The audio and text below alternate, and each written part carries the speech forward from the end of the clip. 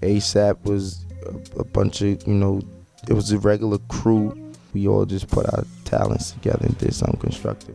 Young Yams, bitch, Uncle Yams, man, respect this man. We see him now. Rakim Mayers, known to the world as A$AP Rocky, has become one of the most influential figures in modern hip-hop. But his rise to stardom wasn't just about rap, it was about redefining culture. From his early days growing up in Harlem to becoming a global icon in both music and fashion, Rocky has carved out a unique space in their entertainment world. Early on, he was known for his distinct blend of southern rap influences, Harlem swagger, and unique sound, quickly setting him apart in the hip-hop scene. In this video, we'll take an in-depth look at the life and career of A$AP Rocky. Rocky was born on October 3rd, 1988 in the Harlem neighborhood of Manhattan. The family moved around a bit when he was young as they moved to Harrisburg, Pennsylvania for a brief period when he was 9 years old. He has one older sister named Erica. He and his sister were actually named after the rap duo Eric B. and Rakim, and one older brother named Ricky, who was sadly killed when he was just 13. His death deeply affected Rocky growing up, as Ricky was the one who taught him how to rap. His death encouraged him to take rapping more seriously. He even adopted his brother's French braids later on in his career. Now, early on, Rocky was heavily influenced by various hip-hop acts such as the Harlem-based group The Diplomats, Mobb Deep, 3 6 Mafia, UGK, Run DMC, Wu-Tang, and Bone Thugs and Harmony, to name a few. When Rocky was just 12 years old, his father went to jail and he spent much of his teenage years moving around homeless shelters with his mother and sister, eventually settling in Harlem. Due to his instability at home, his father going to prison, and his brother's death, this caused Rocky to rebel. He started selling crack in the Bronx when he was 16 to provide for himself, and he started getting into various altercations around the city. One event even led him to being sent to Rikers Island for 2 weeks. In an interview with Angie Martinez, he describes this event stating, "He tried to come at me in front of some ladies, and I was little. He was a little bit older than me." Rocky became the target of an older bully, and the two had an altercation. Rocky and his cousin went to a woman's house with guns to confront the man, but he said their intentions were to just talk to him. Eventually, their conversation turned violent, and Rocky thought the man was reaching for a gun. This prompted him to fire his weapon. "I just started letting off," Rocky continued. "I didn't want to hit him." This altercation led to Rocky's arrest. At first, he was hit with an attempted murder charge, but because of his age, the charges were reduced. While awaiting bail, Rocky would meet another kid who would go on to become rapper Casanova. Casanova would take Rocky under his wing, as he had been to Rikers a few times already and showed him the ropes. In an interview with Rap Radar, Rocky goes into detail about how he earned Casanova's respect while in jail. To the joint, and niggas is throwing soap, playing with each other. Soap almost hit my head. I'm like, yo, fuck out of here, stop throwing soap, B. Like, word up. So when I said that, man, niggas like, what? Pussy ass nigga, shut the fuck up, fuck you up. So mad niggas start getting up. I'm talking to one nigga. Mind you, I didn't even know he was with all these niggas, right? These niggas about to wash me. I'ma come all the way clean. I ain't gonna hold you, right? But I ain't trying to show these niggas that I was shook, though. I ain't gonna hold you. So my son came out of nowhere. He was like, what? Ain't nobody touching this little nigga type shit. Matter of fact, let them niggas get it in the bathroom type shit. Let them get they one on. Took the nigga to the bathroom, washed him, wowed him out, got him up out of there, because I knew niggas was watching. I knew if I lost, I was gonna be a pussy nigga. It's quiet. Yeah. So I got that nigga up out of there, and I thought I was gonna lose because the nigga was fake type bigger than me, all that. But I got the nigga up out of there type shit. That let the Casanova nigga know I was secured good. That fair one. He was like, cool, bet. After that, he was like, bro, everything you do, stick with me. Rocky eventually was bailed out by his family and vowed to leave the streets behind him after this experience, fully committing himself to rapping going forward. In 2007, when he was just 19, Rocky joined the A$AP Mob, a Harlem-based collective of rappers, producers, videographers, fashion designers, and bikers who shared similar interests in music, fashion, and art. Its original founders were A$AP Yams, A$AP Bari, and A$AP Ills. A$AP was an acronym that stood for Always Strive and Prosper. Although Rocky wasn't one of the founders, his charisma, style, and ability made him the group's frontman, and for a period, Rocky began experimenting with his music. Now, it's important to note that A$AP Yams was instrumental in Rocky's come up. Him and Rocky would be on the phone for hours trying to figure out how to get his career off the ground. Yams at the time was sort of a micro-influencer on social media back during that time, specifically on the platform Tumblr, where he developed a big following sharing including old hip-hop photos, clothes, women, and anything he can find of interest. It was here where Yams pulled a brilliant marketing move, posting Rocky's video for Purple Swag in 2013 within his feed, acting as if he didn't know the artist personally. When was it that, because like the Tumblr came out like and put you on the map with the peso and the Purple Swag and shit, like at that point did you know like, yo, this is, we got something going on here?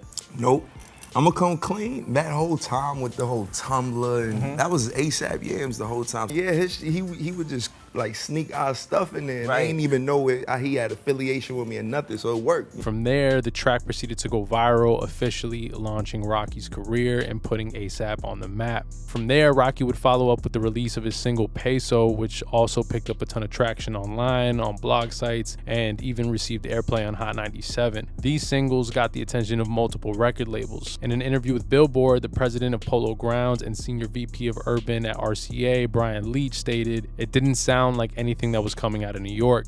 I haven't seen anybody with this hustle and spirit since I signed Lil Jon and Pitbull, or since I witnessed the beginnings of Kanye West as an artist." Now, riding high off the success of his first two singles, Rocky would sign a deal with RCA and Polo Ground Records for a reported $3 million and prepared for the release of his classic debut mixtape, Live Love ASAP. The project was mainly produced by Clams Casino, ASAP Ty Beats, and Space Ghost Perk. The project was incredibly unique as it consisted of an eclectic set of sounds with doozy, speedy raps over spacey soundscapes, and inspired by Houston rap legends such as DJ Screw or even Memphis' own 3 6 Mafia. He strayed away from the regional sound that was in New York and created something that blended inspirations from other regions all together. The mixtape received high praise from both critics and fans, and he instantly became a talent to watch going forward, as he even joined Drake on his Club Paradise tour. Now, following the success of his first mixtape on January 15, 2013, Rocky would release his debut album, Long Live ASAP. The album would feature guest appearances from notable acts such as Kendrick Lamar, Schoolboy Q, Drake, 2 Chainz, and Big Crit, to name a few. On this album, Rocky started to contribute to the production, along with Hector Delgado, Clams Casino, Hit Boy, and Skrillex, among others. It was supported by 4 singles: Goldie, Effin' Problems, Wild for the Night, and Fashion Killer.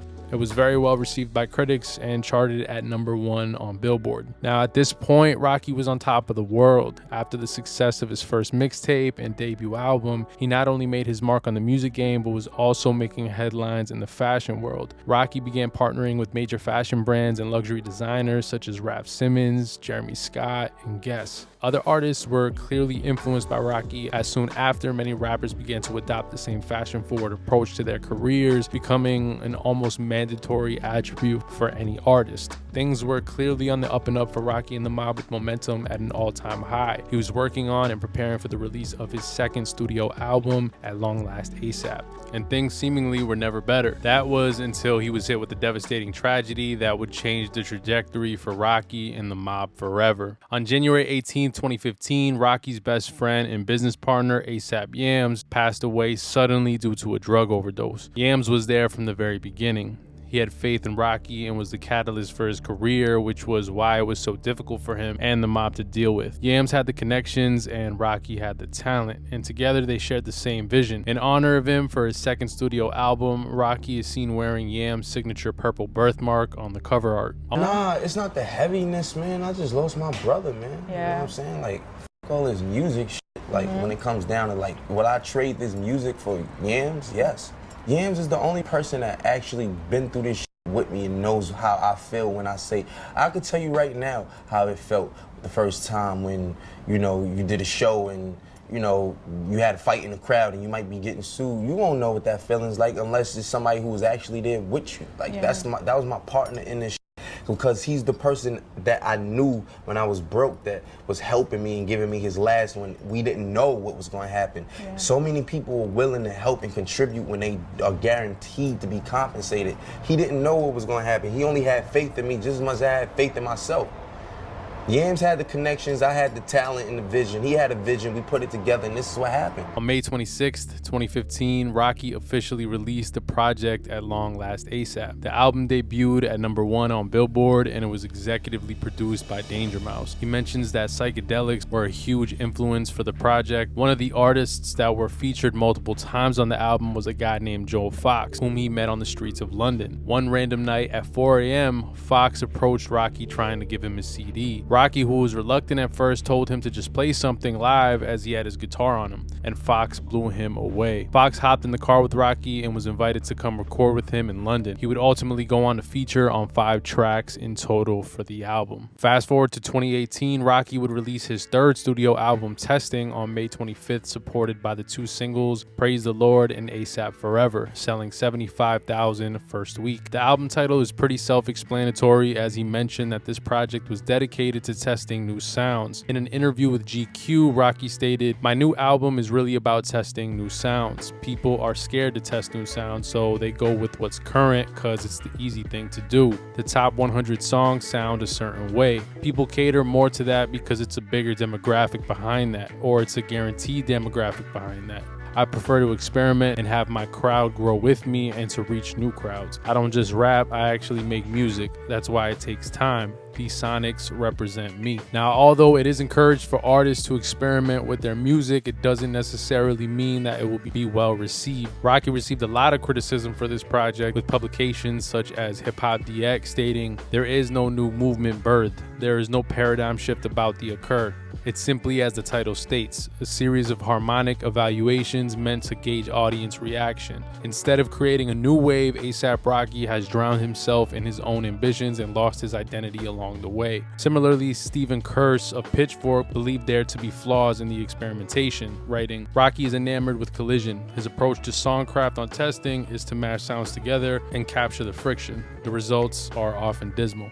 Since 2018, Rocky has yet to release a project since, leaving many to wonder why. In an interview with GQ after the 4th annual Yams Day, Rocky describes how the reception to his 3rd studio album inspired the name of his tour, Injured Generation. "Yeah, it was inspired by me feeling emotionally discouraged after I put out my album, and I felt like the masses didn't get it at the start. I kind of forgot that's the same thing that happened with my album prior. I put it out, people fucked with it, and then throughout time, people are, oh my God, this is a masterpiece," Rocky said. "And I guess initially I was like, man, did my crowd, did my cult following forget how to mosh, how to slam dance, how to fucking crowd surf, how to go all out? I mean, obviously I'm the pretty motherfucker, but for real, I like to go crazy in a mosh. That's what I came here for. As soon as I got here, I went straight to the mosh pit. I didn't even come in this dressing room." It's now the end of 2024, and Rocky is in preparation to finally release his 4th studio project, Don't Be Dumb. Over the years, Rocky has become a rap star, fashion icon, mogul, and influencer who's influenced hip-hop during the past decade in more ways than one. He's moved on to the next phase of his life, becoming a father to 2 children with Rihanna, and has matured greatly because of it. Rocky not only shifted culture with his discography, but also with his style, swag, and overall brand. He was a major part of the internet mixtape era, showing artists that they can make it on their own, going viral during the early days of social media and paving the ways for many that came after him.